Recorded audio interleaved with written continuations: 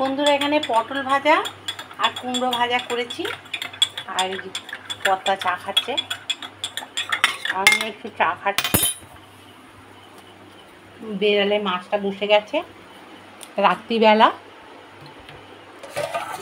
আর এই যে চানা মটরটা ভিজিয়ে রেখেছি, কালকে করব, বুঝলেন। আর এই সবগুলো সব পরিষ্কার করলাম, অনেকদিন পরিষ্কার করা হচ্ছে না, বেড়াতে গিয়েছিলাম, কোথায় ধুলো ফুলো পড়ে আছে, চিটে ছিল, সব পরিষ্কার করলাম। মাইক্রোওভেনটাও চকচক করছে দেখুন, সব পরিষ্কার করলাম। আর এই সব কৌটোগুলো সব গোবিন্দ মাকে দিয়ে মাজিয়েছি। আর রাত্রিরে সব বের করা হয়েছে, যে যেটা খাবে। আর দুটো ফ্লাক্স কেনা হয়েছে, ফ্লাক্সগুলো নষ্ট হয়ে গেছে, এই দেখুন, এই রকম ধরনের ফ্লাক্স কেনা হয়েছে, স্টিলের, কিন্তু এরকম। আর একটা নাদনিরও কেনা হয়েছে, এই যে মিল্টনের, দুটো কেনা হয়েছে। আর এখানে সব রাখা আছে, সব আজকে পরিষ্কার করেছি, জানেন, এগুলো একদম চকচক করছে, সব ন্যাকড়া দিয়ে ভালো করে চেপে সব মুছেছি। চা খাচ্ছে। তাহলে বন্ধুরা রাত্রিবেলা অবধি ব্লগটা চালালাম, কালকে বা পরশু দিন ব্লগটা ছাড়বো, কালকে ছাড়বো না ব্লগটা। দেখি পরশু দিন যদি সময় হয় তো ছেড়ে দেবো, কেন একটু নেটের সমস্যা আসছে। আর এই হচ্ছে ব্যাপার। তাহলে আজকের মতো বিদায় নিলাম আপনাদের কাছ থেকে। অনেক কাজকর্ম সকালবেলা করেছি, সেগুলো সব অন ক্যামেরায় দেখানো সময় পাইনি, প্রচুর কাজ ছিল সেগুলো। কেন জামা কাপড় রোদ্দুরে দেওয়া, আজকে একটুখানি রোদ্দুর ভাব একটু হয়েছিল বলে সব ছাদে থেকে শুরু করে বাইরে সব মেলা হয়েছিল, মেলে সেই গামলা সব ভর্তি জামা কাপড়, বুঝলেন, সেগুলো সব গোছানো হয়েছে আর তোলাও হয়েছে। আমার কর্তা ভাত করছে, ওই জন্য আওয়াজ করছে, বিড়ালকে খেতে দেবে। আলোটা একটা জেলে রেখেছি তো ওই জন্য একটু অন্ধকার লাগছে। তা যাই হোক, এই চলছে ব্যাপার, জামা কাপড় সেই গোছানো করা এইসবগুলো সব করা হলো। হয়ে যাওয়ার পর তারপরে না শরীরটা এত জ্বর ভাব, আর এত শরীর খারাপ করেছে, ক্যালপল খেয়ে দুপুরবেলা শুয়ে পড়েছি, এত শরীর খারাপ, গা মনে হচ্ছে ভীষণ ব্যথা, ভীষণ কষ্ট হচ্ছে, উঠতে পারছি না, মনে হচ্ছে শরীরটাকে যেন কে বেঁধে রেখে দিয়েছে বিছানার সঙ্গে, এত কষ্ট হচ্ছে। তারপরে ক্যালপল খেয়েও কমছে না, মনে হয় ভেতর জ্বর হচ্ছে, মনে হয় এরকম কিছু হবে, আর পচে গেছে শরীর, বুঝলেন। যাই হোক, এবারে তাহলে নতুন যারা সাবস্ক্রাইবটা করে দেবেন যেতে, আর লাইক শেয়ার কমেন্টটা অবশ্যই করবেন, আমাকে পাশে রাখার চেষ্টা করবেন, ঠিক আছে। আমাকে এগিয়ে নিয়ে যাবেন, আপনারাই একমাত্র পারেন, আপনারাই আমার ভরসা। টাটা। হ্যালো বন্ধুরা, গুড মর্নিং, সুপ্রভাত। শাশ্বতীর ডেলি ব্লগে আপনাদের সবাইকে জানাই স্বাগত। সবাই নিশ্চয়ই ভালো আছেন, আমিও ভালো আছি। তাহলে আজকে একটু বেলা হয়ে গেছে উঠতে, আর ওঠার জন্য আর কি রান্নাবান্না বলতে আজকে কিছু সেরকম নেই, মাছ হয়ে গেছে আর ভাতও হয়ে গেছে, কিন্তু আমরা এই ভাতটা আজকে খাবো না, ইচ্ছে আছে আজকে কামিনী ভোগ মানে করে আর কি ভাত খাওয়ার। কেন মুখে কারোর কোনো ভালো লাগছে না, জ্বর তো সবার, ওই জন্য আর কি কারোর খেতে ভালো লাগছে না বলে এই প্ল্যান করা হয়েছে যে ভাত খাওয়া হবে, বুঝেছেন। কর্তা বলল যে আমি দোকান থেকে আসার পরে এই নিয়ে আসবো চাল, ওই চালটা অল্প আছে, আর আর নিয়ে আসবো, নিয়ে আসলে তাহলে আমি বসিয়ে দেবো, আলু ভাতে দিয়ে ওই দিয়ে খাওয়া হবে। আমরা বললাম, রাজি হয়ে গেলাম। ভাতে ভাত ঘি দিয়ে কার না ভালো লাগে বলুন? তা রাজি হয়ে গেলাম, ওই খাওয়া হবে। তাহলে ব্লগটা দেখতে থাকুন বন্ধুরা, আশা করছি আপনাদের ভালো লাগবে। মৌয়েরও শরীরটা ভালো না, ওরও পেটের প্রবলেম হয়েছে, বমি হচ্ছে। এই যে ঘুরে আসার পরে না প্রত্যেকটা মানে আমি দেখছি প্রত্যেকেরই একটা শরীর খারাপের একটা টেন্ডেন্সি এসে গেছে, যে কিছু না কিছু নিয়েই একটা হয়ে যাচ্ছে, বুঝলেন তো? এই জন্যে মানে শরীরটা ভালো লাগছে না, মনে হচ্ছে যেন একটু শুয়ে থাকি। আমার তো কালকে ভীষণ শরীরটা খারাপ গেছে, মনে হচ্ছে যেন উঠতে পারছি না। আমি যে কবে সুস্থ থাকি আমি জানি না, আর কবে যে সুস্থ হয়ে যাই আবার সেটাও বুঝতে পারি না। যাই হোক, কিছু তো করার নেই, শরীরের ওপর আমার কিছু করার নেই। কেন, আমার সুগার, প্রেশার, কোলেস্ট্রল, তারপরে নার্ভের সব রকমই চলে, সেহেতু আমার ব্যাপারটা তো বুঝতেই পারছেন আলাদা। সেখানে তো কারুর সঙ্গে তো আমার তুলনা চলে না, এই হচ্ছে মানে ব্যাপার। তা এটা চালু দিই। তা ওই জন্যে সবাইকে বলিও না যে শরীরটা খারাপ বললে তো আর সবাই বুঝবে না, এই জন্যে, বুঝলেন? এই তাহলে ব্লগটা দেখতে থাকুন, আশা করছি ভালো লাগতে পারে। ঠিক আছে, ভালো লাগানোর চেষ্টা করবেন।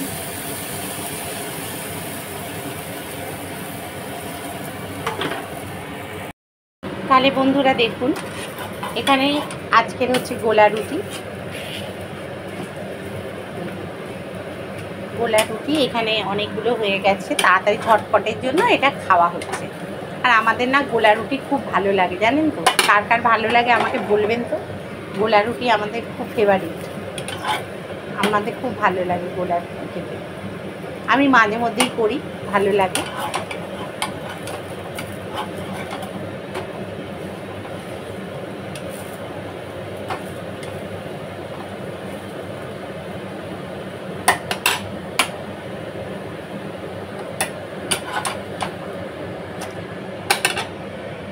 তাহলে গোলা রুটি দেখুন হয়ে গেছে।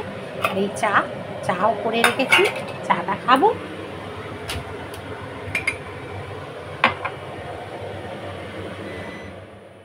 এটা আওয়াজ হয় না, কিছু করার থাকে না, ধোঁয়ার জন্যে করতেই হয়।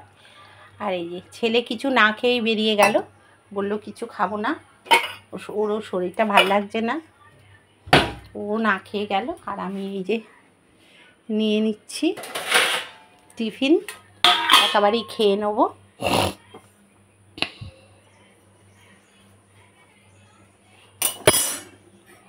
খুব গরম তো, নেওয়া যায় না।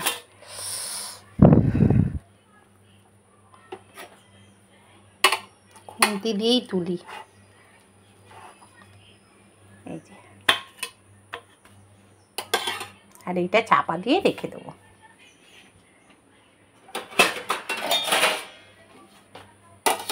চাপা দেওয়া রইল। আর চলুন এটা তাহলে খেয়ে নেবো। গোলা রুটি শুধুই ভালো লাগে, তাই না? চলুন এটা খাওয়া যাক।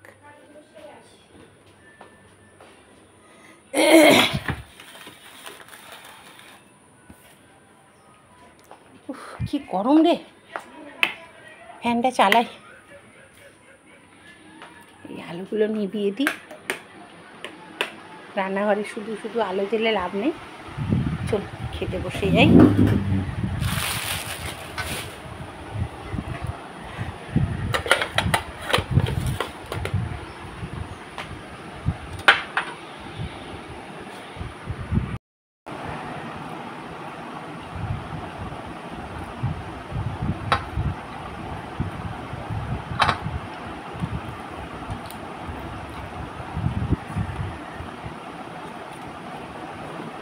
লঙ্কা দিয়েছি আর নুন আর চিনি দিয়ে করেছি, আর কিচ্ছু দিইনি। অনেকে সুজি, ডিম এসব দেয়, আমি কিচ্ছু দিইনি।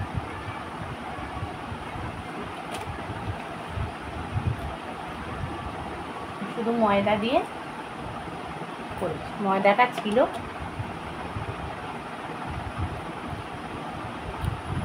তা খেয়ে নি বন্ধুরা, আর ফেরত আসছি।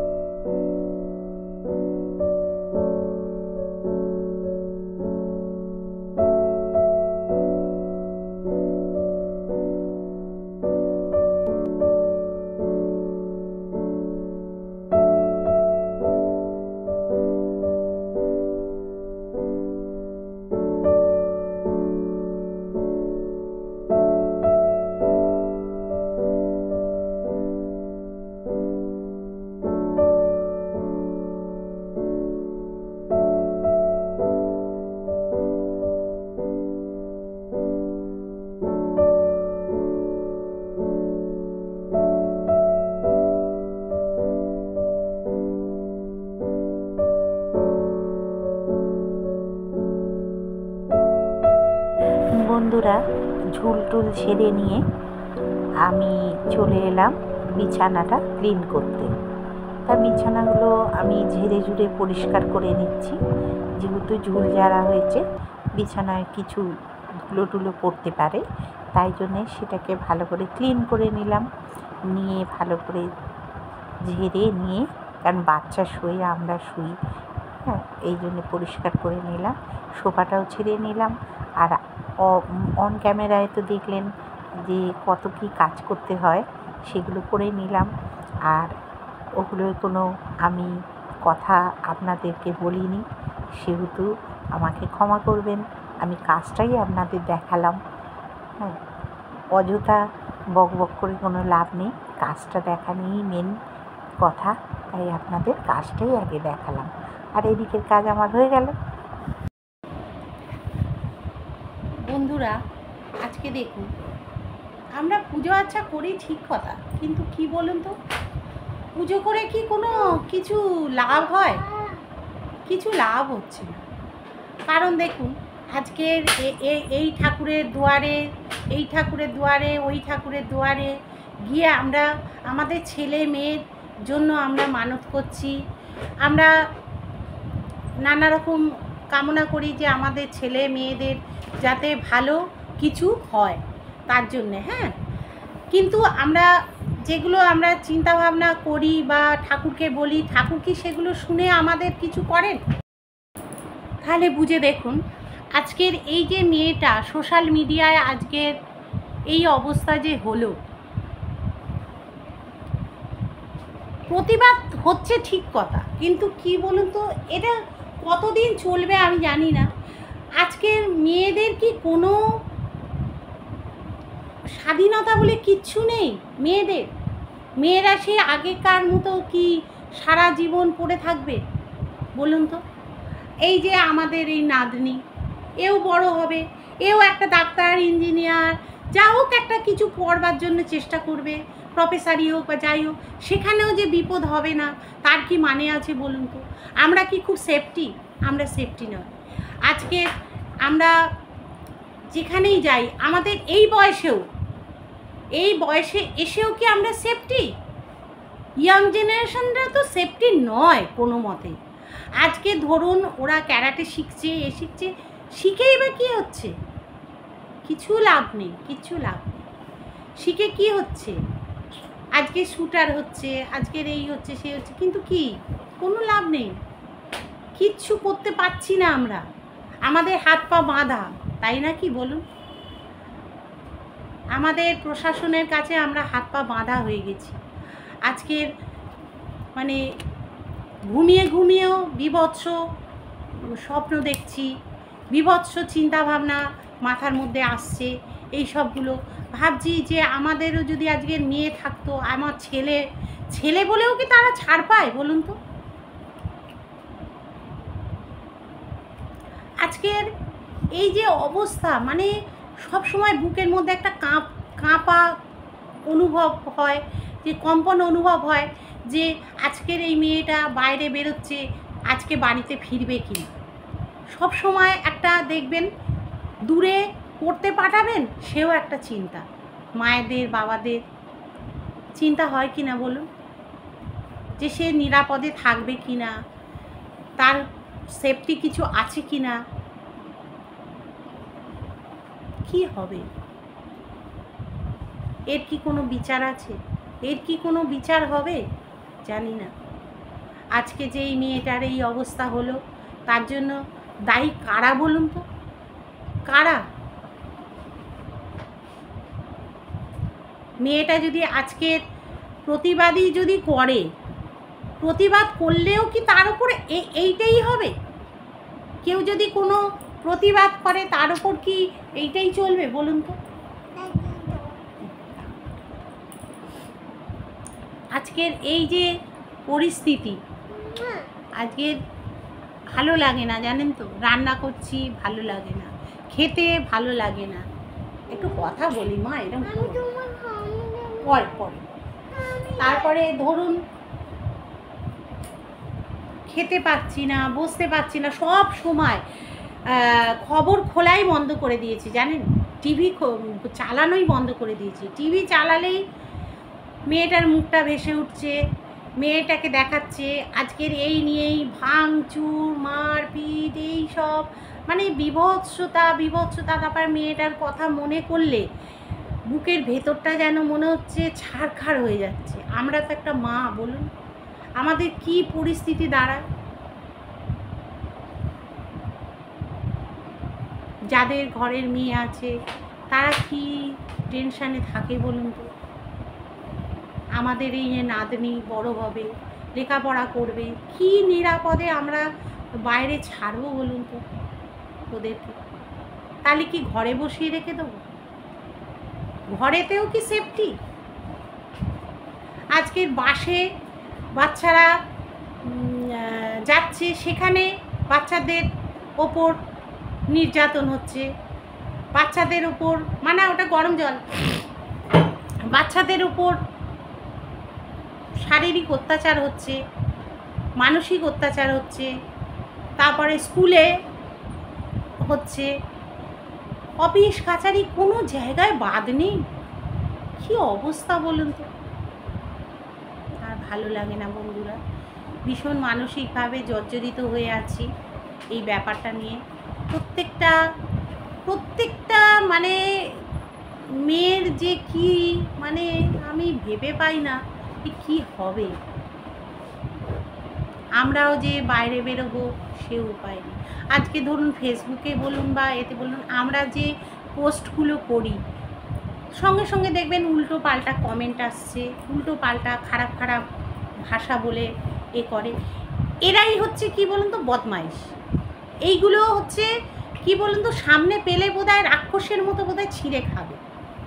এই যে এক একজন এত খারাপ খারাপ নোংরা কমেন্ট করবে, মানে তাদের মাথায় এগুলো আসে তো, বিকৃত মনোভাব, তবে তো আজকের এইগুলো তারা করতে পারে। ভাবুন, আজকে না বলে আমি পারলাম না, এত মনের মধ্যে আমার তোলপাড় করছে ব্যাপারটা নিয়ে, এত মানে মানসিক যন্ত্রণায় ভুগছি। কিছু তো করতে পারি না আমরা, কিছু করতে পারি না। পৃথিবীতে এসছি, শুধু খাচ্ছি দাচ্ছি ঘুমোচ্ছি, ঘরের কাজ দেখাচ্ছি, এই করছি সেই করছি, বেড়াতে যাচ্ছি, এই করছি, এই কাজ। আমরা কারুর কোনো এই সব ব্যাপারে কিছু করতে পারি না, প্রতিবাদটুকুই করতে পারি, আর তাছাড়া কিছু করতে পারি আমাদের হাত পা বাঁধা। আমি যদি কিছু ভুল করে থাকি, ভুল বলে থাকি, আমাকে ক্ষমা করে দেবেন। আর যদি ঠিক বলি কমেন্টের মাধ্যমে অবশ্যই আমাকে জানাবেন। আর মনটা ভালো না বন্ধুরা, ভীষণ মনটা খারাপ, ভালো লাগছে না কিছু। এত মানে এরকম মানে হতে পারে, মানে একটা ডাক্তার তার উপর যদি এই অবস্থা হয়, একটা সাধারণ ছেলেমেয়েরা রাস্তাঘাটে যাবে, কিডন্যাপ করে নিচ্ছে, তুলে নিচ্ছে, কী হবে? কিছু নেই, ওপরওয়ালা বলে কিচ্ছু নেই।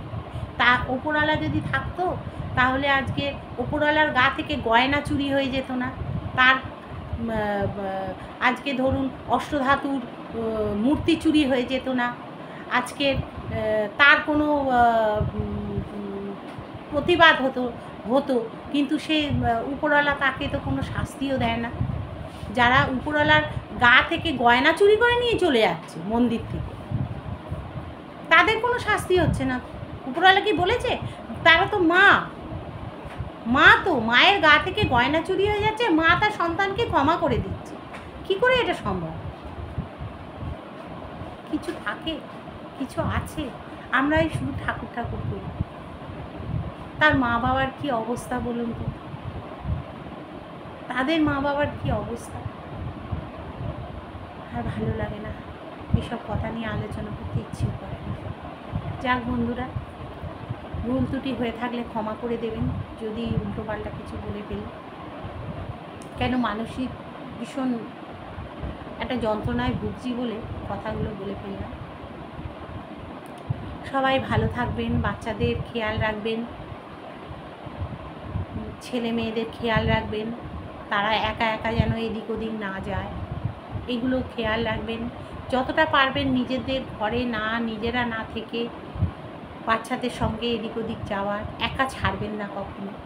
যতটা পারবেন, যারা মেয়েরা পড়তে যাচ্ছে বা ছেলেরা পড়তে যাচ্ছে সেখানে সঙ্গে নিয়ে যাওয়ার চেষ্টা করবেন। বন্ধুদের সঙ্গে কখনোই ছাড়ার বেশি চেষ্টা করবেন না।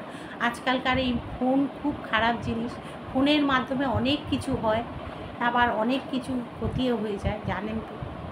সেহেতু খুব সাবধান। ফোন যেরকম ভালো, ফোন সেরকম খারাপ। সবাইকে সাবধানে রাখবেন, সুস্থ থাকবেন, এইটুকুনি কামনা করি। আজকের আর বেশি ব্লগটা বাড়াবো না, কেন মানসিক দিক থেকে মনটা খুব ভেঙে পড়েছে।